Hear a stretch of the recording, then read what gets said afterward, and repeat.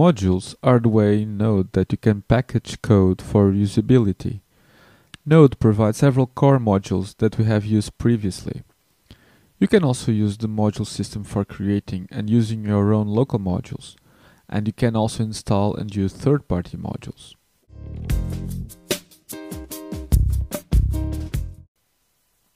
The require command is the only mechanism provided for getting a reference to a module. Typical use of require is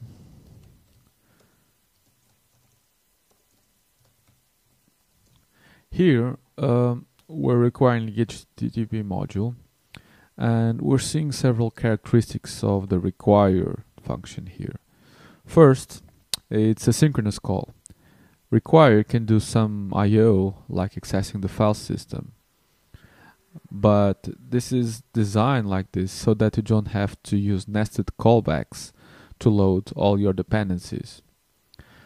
This means that require is designed to be used before Node starts the event loop and should not be used inside callbacks, with the risk of it blocking the event loop for some amount of time. So the following is wrong. So here we're creating, for instance, an HTTP server, request and response, and for instance say that when the request arrives we require the file system module and create a read stream from some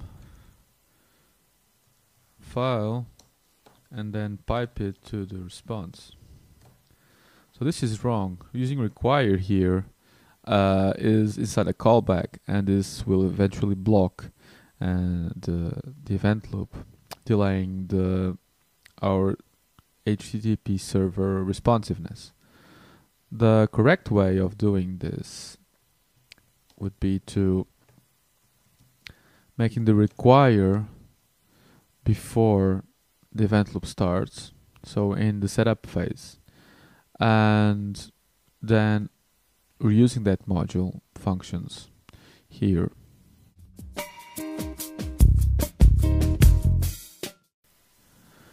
We've seen some examples where we are requiring a Node core module. For instance, here we're requiring HTTP and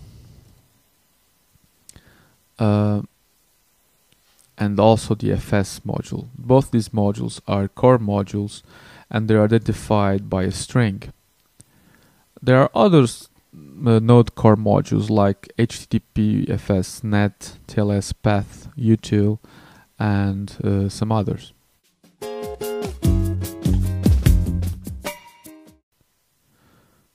You can use the Node module system to also create and use your own modules. In Node, a module is one file. So let's create a module that encapsulates some characteristics of a circle, say a circle object. Here, we created this circle.js file, and you can see that there is a constructor function named circle, and then we are creating some circle methods here: area, circumference, translate, scale, and then we are returning a new object that represents this circle that has some attributes and methods.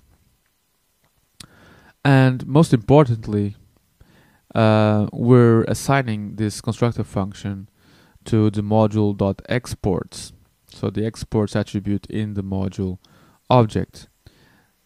This is a way to express that we want the users of our circle modules to see the circle function when they require the module. So we could put here anything like a number, they would see 4. We could put an object, literal or something else.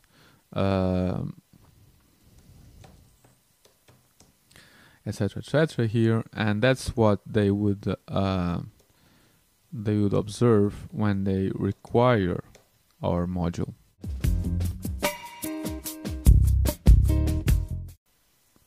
So we've created a module, and now we can use that module we have just authored. For this, we can, for instance, use the node REPL and then require our module.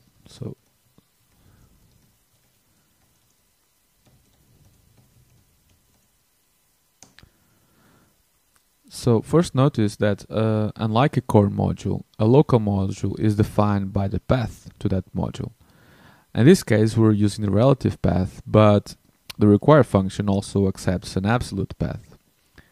One thing that we can omit is the file termination, for instance. So we can just say circle, and we still get the function constructor which the module exports. We can also place, we have the circle.js file, we can also place our circle module inside a lib folder, for instance, here, and then we move to circle.js to the lib folder.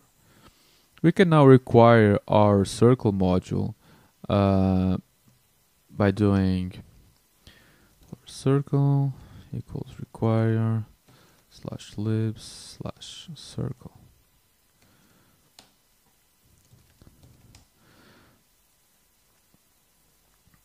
So this path that we put here in require is always relative to the directory of the current module we are in. In this case, we're using the REPL, so it's relative to the current working directory of the REPL. So now we can use the module. For instance, we can create a new circle with x1, y2, and r3. Can inspect the circle, and then we can inspect the circle, some attributes, see the area, can see the circumference. We can also create a new circle. So c2 equals c.translate. So we can translate like to 10 and -10 on the y, and we get a c2 object. We can now create a c3 object from c2 dot scale, for instance, like scale for 2 times the radius. And then inquire the c3 area.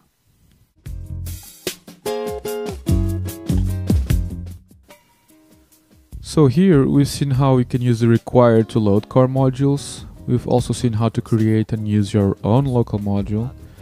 And on the next episode, we'll learn how you can install and use third-party modules.